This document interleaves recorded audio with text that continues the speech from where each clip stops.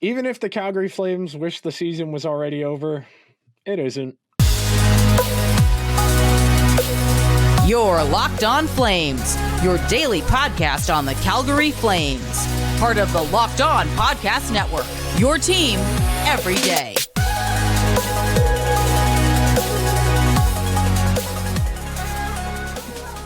Hello, everyone, and welcome to today's edition of Locked On Flames. I am your host, Nick Zararis. Jess still under the weather. She should be back tomorrow for business as usual. Want to thank everyone for making Locked On Flames your first listen of the day. We are free and available wherever you get your podcast and over on YouTube. We are part of the Locked On Podcast Network. We've got you and the Calgary Flames covered every single day. And today's episode is brought to you by FanDuel. Make every moment more right now. New customers get $150 in bonus bets with any winning $5 bet. That's $150 if your bet wins. Visit FanDuel.com/lockedon to get started. So on today's show, we're going to bounce around a few different topics. We're going to talk a little bit about the defense since the Hanifin and Tanev trades. We're going to talk about the news today about the prospects, the rights of which the Flames rescinded today because of a criminal investigation in his native country. That's a sensitive subject, so if you're uncomfortable with certain types with adult topics, this might not be the conversation for you. And the last segment of today's show, we're going to touch on what these last 15 games or so are going to feel like and why, even though it's going to be painful, it's probably not the end of the world. So starting with the abstract, the main theme of today's episode, which is going to encompass components of both the first and third segment, how much of a story this is. You can tell the Flames were sellers. I don't fault the guys that are out there. They are being put in a position by this team, by the front office, this coaching staff, and there's a job to do. It's not quite the same thing as a jobber in professional wrestling whose job is to go out there and make the other guy look good. But effectively, that's what the Flames are going to be doing for the rest of the season. That's not to say they're not going to try. But based on the facilities, the capabilities of the players that are going to be pulling the sea with the fire on it over their heads the rest of the season, you can't expect a whole lot, especially on that back end. This forward group is still decent. It's one of the more, I'll say it's a deeper forward group. It's not particularly high end, but it's middle of the pack-ish. There's enough talent here where in some games they might be able to be more talented than the other team and have a reasonable chance of winning. But when we talk about that defense, man, sheesh. I wrote down some stats here. Excuse me as I yawn. They've given up at least 35 scoring chances in every game since February 27th. In particular, they gave up 75 scoring chances against the Hurricanes on Sunday. They gave up 57 against Florida on Saturday, and they gave up 58 last night to Colorado. You could put a literal brick wall in the net, and the wall would probably have some chips in it by now with the amount of shots the goaltenders have faced. Now, we know today Jacob Markstrom injured, Dustin Wolf recalled, so we'll probably see Wolf at some point in the next few games, but you can only ask your goalie to do so much, man, and a lot of these guys, they're figuring it out, especially on that back end, as I was just talking about. I went and pulled the numbers. So, of the three new guys they are integrating between Paka, Miramonov, and Hanley, those three have a combined 264 NHL games, 187 of which are Joel Hanley's, and that's over 9 NHL seasons. Joel Hanley is a quadruple A player. He is a seventh defenseman. He probably should not be an every night guy, but they claimed him off of waivers. He's a body. He can finish out this season, and that's why he's here. He is here because he has NHL experience. The coaching staff feels comfortable enough with him in the game. But you can't expect a whole lot from these guys. Yeah, you would like a little bit more from Miramonov, considering he was kind of the best piece you got from Vegas. And there's reason to believe there's a little something there. I mean, he scored his first goal as a Flame last night against Colorado in that game, but excuse me as I yawn again. Oof, am I tired today? And it's weird. I finally got a decent night's sleep last night. But back to the topic at hand. These Flames, this defense, oof.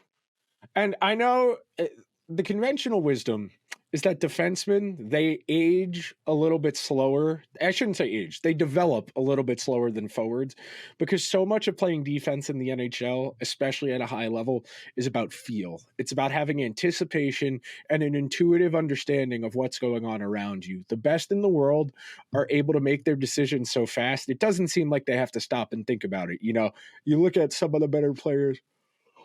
Oh man, I cannot stop yawning. This is some terrible radio. And if you're watching on YouTube, you can see it in my eyes. Good Lord, these yawns are rough. But of these defensemen, when we're talking about these developmental guys, and it's probably unrealistic to call Joel Hanley a developmental guy, somebody who's got 9 years on and off of NHL experience. But in the case of Paka and Miramonov, who don't have a ton of experience combined, those are guys who are going to need to take their lumps.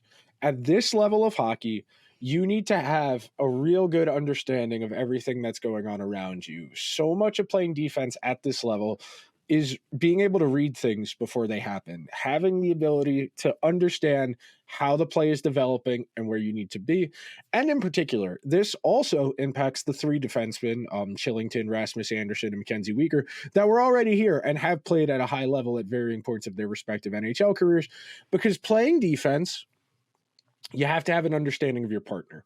So much of defense at the NHL level is understanding when to pass guys off, when someone goes, what do you do? And a lot of that falls into systems play and having an understanding of what your responsibilities are within that.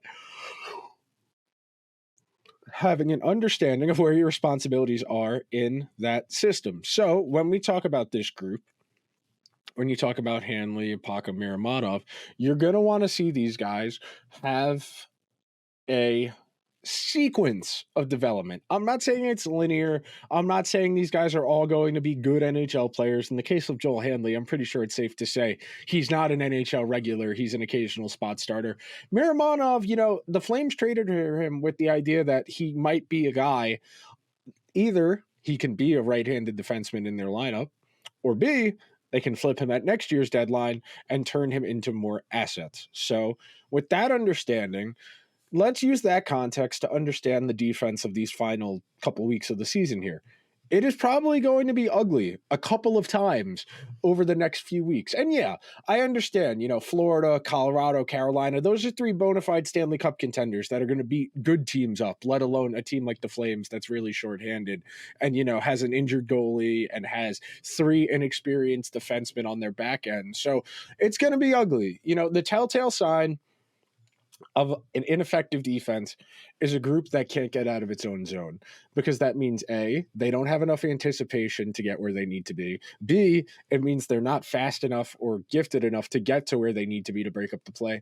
And then C, it means they're probably turning the puck over a lot, trying to break out of their own end. And when you're consistently turning the puck over and having to play more defense, it's not a surprise you're going to get your doors blown off. You look at the scores of the last couple games and there's nothing you're going to be able to do, man. There is not a goalie on the planet that would have made a huge difference in any of those games. There is only so much your goalie can do, as good as Jacob Markstrom has been this season.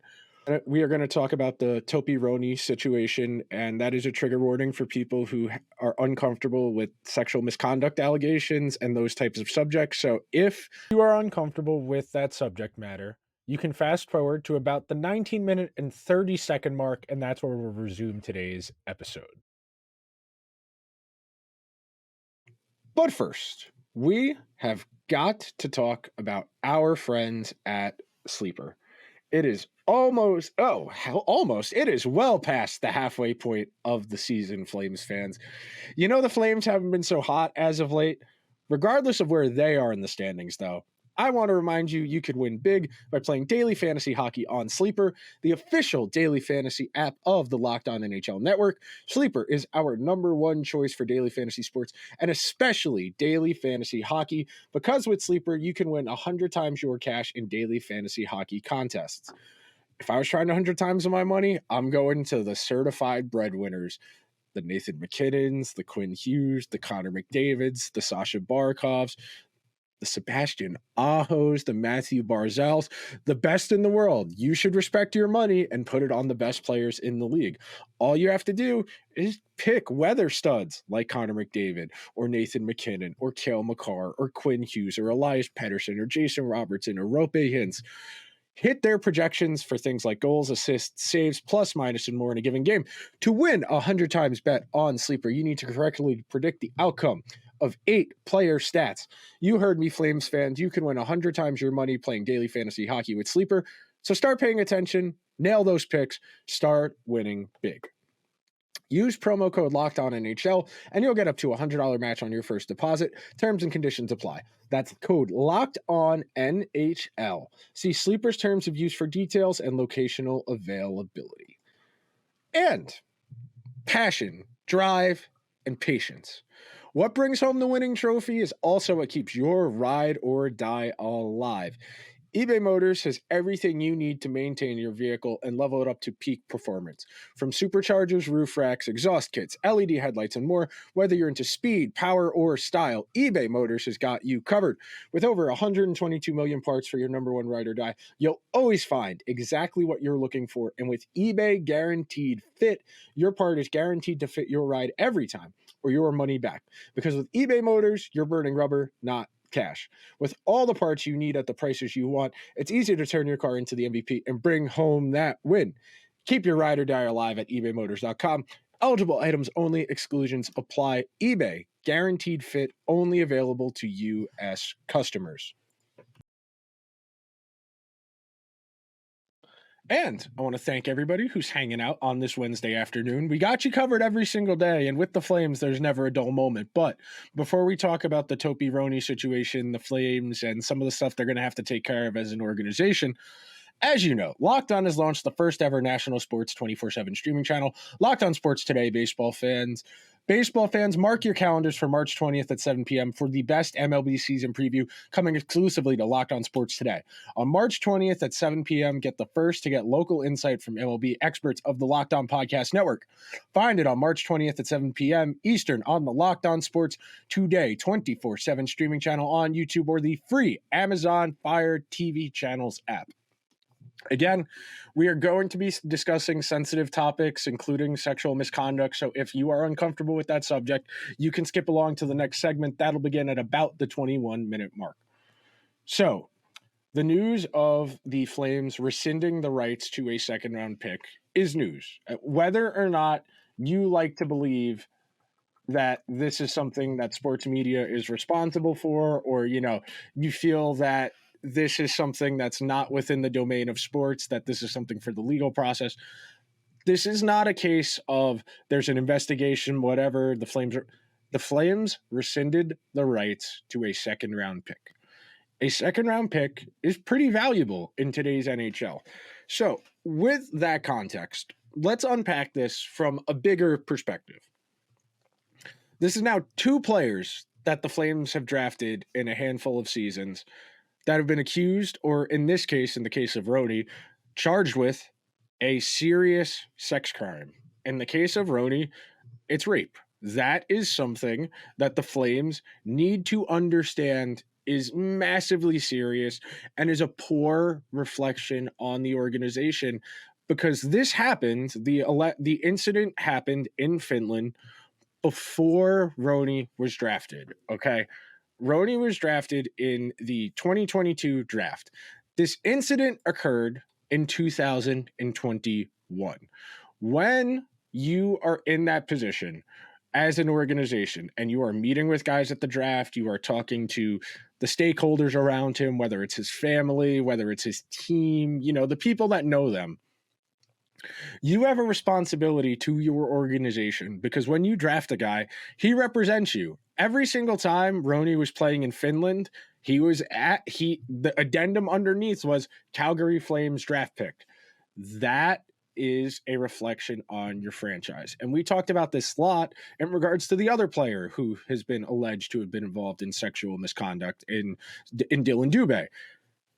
The rumors were out there. There was a general uncomfortableness about guys on that World Junior team in 2018, and the Flames did not do their homework.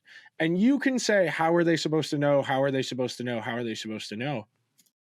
It's your job to know. This is a thing in professional sports. Teams employ what are called security departments. Those security departments are not your typical, your guys that wear black polos and khakis who watch the doors at your facility. The responsibility of your team security department is to vet people. They are the people who need to be able to do the background checks on people you might be bringing in, the people who understand the type of personalities you're going to be bringing into your room. And that is an essential component of a successful franchise. Are you capable of sifting through the pre-draft cycle BS and finding who are good, reputable people that are going to be representing your organization? This is two separate players that were involved in misconduct prior to being selected by the Flames. And then eventually forced to, I don't want to say be rescinded or given away, because Dylan Dubé is still technically under contract. But in this case, the thing I want to emphasize here is the Flames have a serious problem here in regards to their look. We talked about this a lot when Dubé was first named and surrendered to the authorities in London in regards to the sexual assault that happened during the 2018 World Juniors. But he was drafted in 2017. That incident happened in 2018. I want to say 2017. He was drafted in 2016, and that incident happened in 2018. In the case of Ronni, he was drafted in 2022, and this incident happened in 2021. It is the responsibility of the Flames as an organization to know what is going on with the people they're going to bring into it. And the reason I will err on the side of optimism that maybe the Flames are addressing this issue and taking it seriously, and hopefully taking it seriously, is there are new people in charge. I understand that Conroy was the assistant GM, but my hope now is that Conroy realizes the previous guy wasn't taking this stuff that seriously. And I know a lot of people who are listening will say, you're making too big of a deal of this. They did exactly what they were supposed to do as soon as they found out. It is your responsibility as a professional sports franchise to know these people. It's not like these incidents happened after these guys were drafted. They happened before you were drafted. You didn't talk to the right people. You didn't get enough information. And that's a poor reflection on your franchise. It is really unfortunate that this is a storyline. I hope that Conroy is taking this seriously.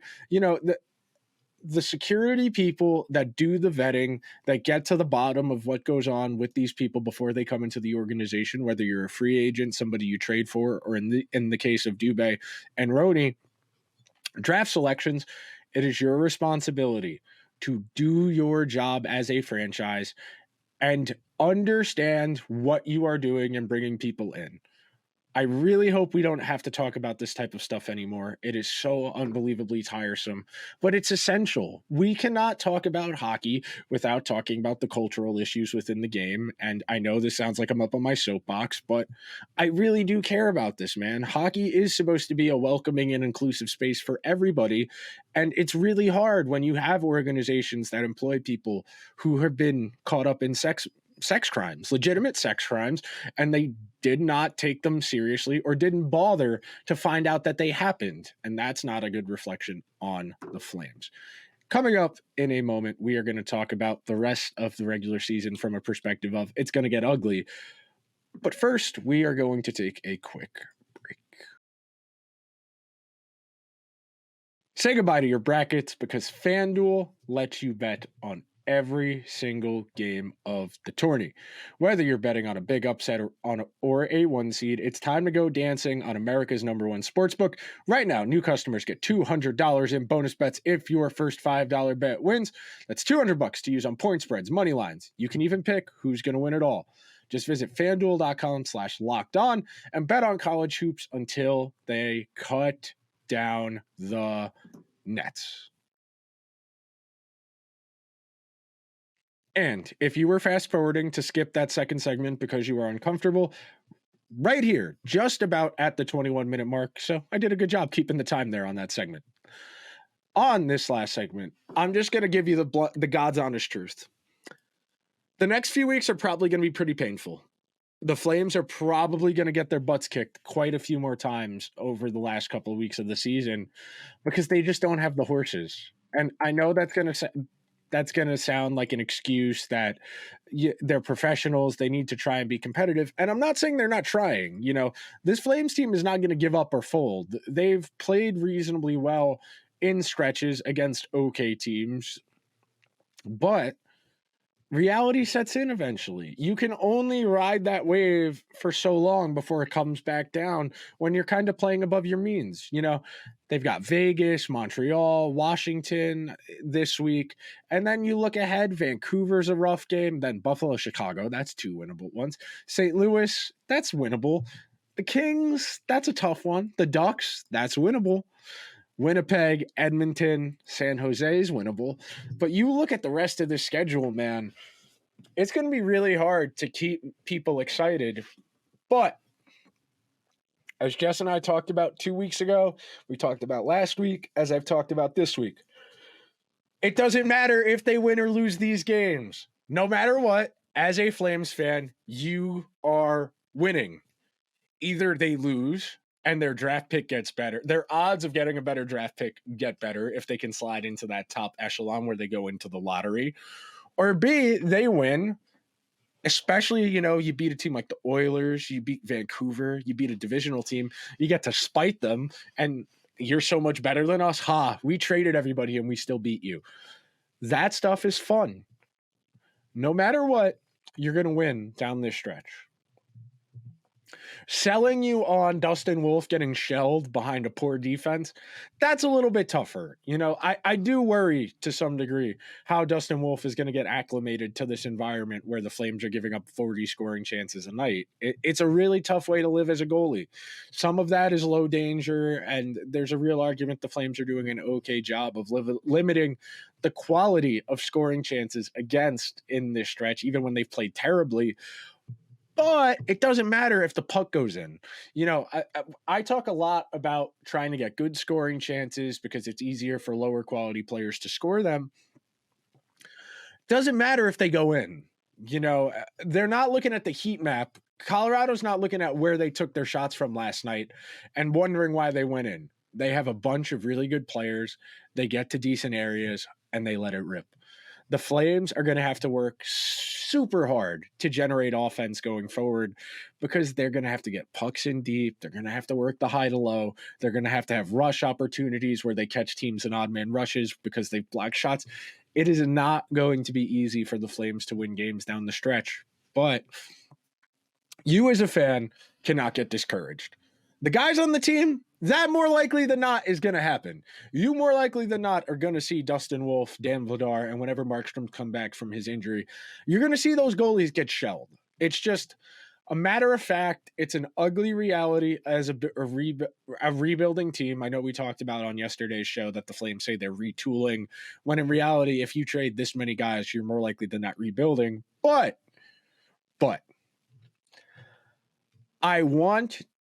I really, really want to try and enjoy the rest of these games. I want to see young guys. I want to see Miramonov play. I want to see Miramonov get regular NHL playing time, and I want to see if he gets better over these last 15 games. I want to see incremental improvements from the defense in particular. We talked about in the first segment how they've struggled. They don't have a lot of experience, especially playing with each other. As they play more together, your hope would be that comfortability gets better, that they have a better understanding of when their partner is going to go in terms of pinching or going for a hit versus staying, in which case that they should go, where their forwards should be in relation to breaking out of their own zone so they don't turn the puck over. The comfortability stuff, breaking up lanes, getting in shooting lanes and blocking shots, breaking up passes, all of those little things that don't show up in the box score that you only know if you're going to watch the game. Those little details, that's the key to understanding if these guys are getting better, because part of getting better as a defenseman is looking comfortable. You look at the best in the world, you look at Quinn Hughes, you look at Adam Fox, Charlie McAvoy, Miro Heiskanen, Cale Makar. Those guys are cool as a cucumber. If they're getting pressured by a forechecker in their own zone, easily moving their feet and then the puck. If they're in the offensive zone and they're at the blue line, they know exactly how to manipulate their body to create enough space to not lose the zone and keep the puck moving. That is the sign of a comfortable NHL player, is when everything looks easy. I don't know if the guys the Flames have in their lineup are capable of doing that. I like Rasmus Anderson's game a lot. I like Mackenzie Weegar's game a lot. I am still bullish on Oliver Chillington's prospects going forward because I do think the skill set of a modern NHL defenseman is there. These bottom three guys, I do not know. That's part of the fun of this process is we're going to get to find out the exact same time the Flames do, because part of the reason these guys are playing on the team right now is the Flames want to see what they are, what they need work on, and then they can start to unpack that. I know we think a lot about hockey in terms of just the games themselves, but in terms of tangible progress in understanding as a player, not a lot of that is going to happen in the actual flow of the game. Sure, you watch the replay on the iPad if you're on for a goal against and you try and see where the coverage broke down. But for the most part, you're learning and getting better at practice and during video, because that's where you can sit, you can think about it, and not be as so in tune with trying to just react to what's going on. No two scoring chances, even if they come from the exact same spot and the exact same player, are the same. So as a defender, you need reps. You need to have an understanding of what the boards are like in different arenas, how the puck bounces off of them. You need to understand your partner's feel for that. You need to be able to put your partner in a position to succeed. And it's hard to do that if you don't have a lot of familiarity with them and you yourself are not particularly experienced. So that is your mental checklist as a Flames fan for these final 15 games or so. Is the defense getting better? Is there a sign of comfort amongst the guys? And what I mean by that is, does it look easy for them? Do they know where the puck needs to go, or are they scrambly with it? If they're treating the puck like a hand grenade, that's not a good indicator. But that will just about do it for today's episode of Locked on Flames. I hope everybody enjoyed today's show. Make sure, if you could be so kind, please, please, please subscribe to the show wherever you get your podcasts. Drop a 5-star review. If you are watching over on YouTube, please be so kind as to subscribe to the channel. Drop the video a like. I'm assuming Jess will be back tomorrow. We'll see you guys then.